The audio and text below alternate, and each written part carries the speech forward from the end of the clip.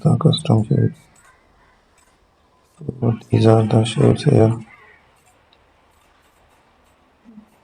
We have to make the changes.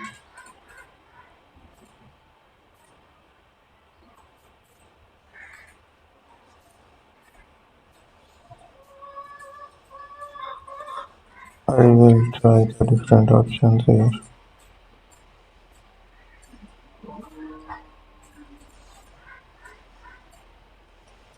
So use some designs and